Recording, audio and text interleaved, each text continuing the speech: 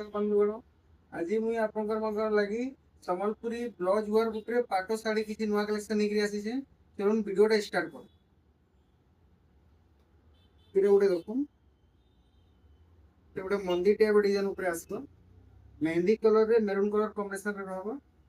पूरा यूनिक लागो। पूरा डिजाइन रे पूरा बॉडी काम आसी जीवो। पूरा डिफरेंट लागो। लेटेस्ट मॉडल अछि। ताइटा आंचल देखो। आंचल पूरा यूनिक लागो। आंचल का पूरा यूनिक लागो। दाल खाई टाइप रे पूरा आंचल दिया छे। एटा तार ब्लाउज वर्क कर। ब्लाउज वर्क भी पूरा यूनिक लागो। तमे आउ किसी नुआ नुआ डिजाइन देखमा।